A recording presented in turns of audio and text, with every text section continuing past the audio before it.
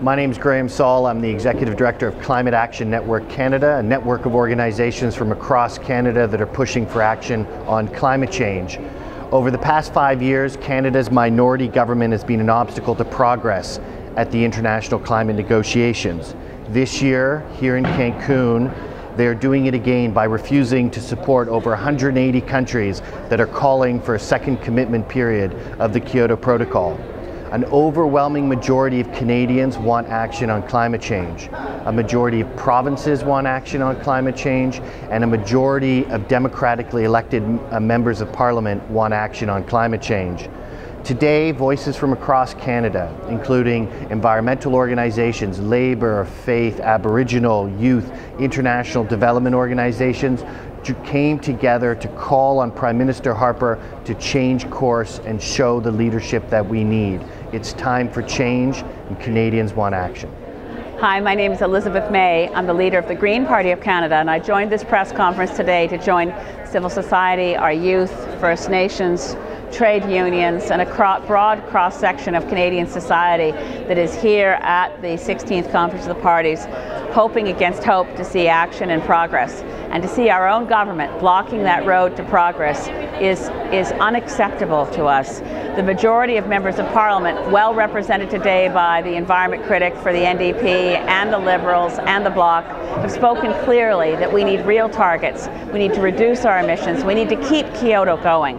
And I'm very proud to have joined with all of them today. And the message to Mr. Harper is clear. Get out of the way. I almost feel like quoting Senator Nancy Ruth and her advice to women's groups, because it applies very well to Mr. Harper. But since it involves an F word, I'm not going to say it out loud. But please, Mr. Harper, either help us or get out of the way. Merci. Alors, bonjour, mon nom est Bernard Bigras, député de Rosemont-la-Petite-Patrie pour le Bloc québécois. On est fiers aujourd'hui particulièrement de s'associer à la société civile pour faire en sorte de lancer un message clair au gouvernement. Nous voulons que le gouvernement canadien revienne à la table des négociations avec une proposition qui nous mènerait vers une consolidation du protocole de Kyoto et non pas vers un affaiblissement. Donc, le message que nous lançons aujourd'hui, c'est que nous sommes en furie contre le gouvernement canadien qui tente de torpiller les efforts internationaux de lutte au changement climatique et d'affaiblir et de tuer l'architecture du protocole de Kyoto. Merci et au plaisir. Bonjour, Stephen Guilbeault d'Équiterre. J'étais à Kyoto en 1997 quand pour la première fois la communauté internationale s'est dotée d'un outil légalement contraignant pour lutter contre le réchauffement de la planète. J'ai été témoin au cours des 2 dernières décennies de leadership de la part du gouvernement canadien, tant sous des gouvernements libéraux que conservateurs. Hélas, ce que je constate ici à Cancun, c'est que le Canada joue un rôle destructeur. Le Canada s'oppose à la poursuite du protocole de Kyoto, alors qu'il y a plus de 180 pays qui demandent le protocole de Kyoto. Alors que la présidence mexicaine a dit que pour que les négociations, pour que la conférence de Cancun puisse être un succès, nous devions avoir une approche qui soit équilibrée, c'est-à-dire faire des progrès sous la Convention de Rio et évidemment conserver le protocole de Kyoto. Or, nous sommes à la croisée des chemins. Le Canada peut tenter de barrer la route à plus de 180 pays, à la communauté internationale, à la communauté scientifique qui demande la poursuite du protocole de Kyoto, où le Canada peut faire preuve de leadership et se joindre au concert des nations pour lutter contre les changements climatiques, protéger notre environnement, les habitants et le climat de la planète. Merci. Certainly, Gerard Kennedy, MP for Parc de High Park and critique en matière d'environnement pour le Parti libéral du Canada. Canada supports the Kyoto process.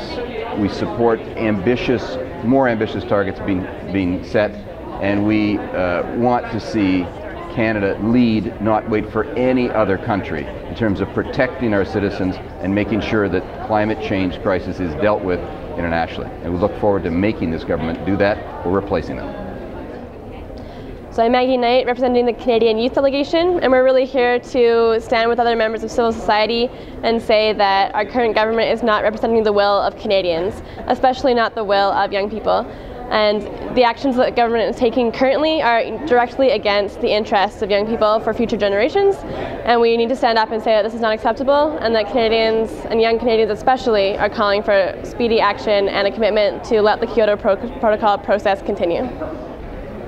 I'm Linda Duncan. I'm the New Democrat critic for the environment, and I'm delighted here today to stand with Canadians, which include our First Nations, which include the labour unions, which include environmental groups, the youth, all saying to Mr. Harper, let's genuinely turn the corner. Let's turn the corner towards a cleaner energy strategy for Canada and get on side with what the most of the world wants to do, which is to take real action on climate change. But my strongest message is we need to live up to the environmental agreement under NAFTA. And under that side agreement, Canada has committed to actually engage directly Canadians in the development of any new environmental policies. So I say, Mr. Harper, step up to the plate, live up to your commitments under the NAFTA agreement, and engage the First Nation communities, the labor unions, the youth, the environmentalists, municipalities, everyone in Canada in deciding what position we're going to take at these negotiations, and get everybody engaged front and center before we move towards South Africa. We all want, Canadians all want our government to take strong action on climate change and to move forward with Kyoto. Thank you. My name is Eric Morse. I'm a regional chief for the Assembly of First Nations representing Yukon, and I am here today in this press conference to speak about the importance of the Kyoto Protocol and all what's laid out within the protocol itself. And in order for us to look at how we deal with climate change universally, we as Canada have to really maintain strong commitments to carbon emissions, as well as looking at how we can work with other developing countries to help them as well. The Union of Public and General Employees. We represent 340,000 workers across Canada, provincial workers. And today I want to call upon the Harper government to listen to those hundreds of thousands of workers across Canada and stay with a second commitment of the Kyoto Protocol.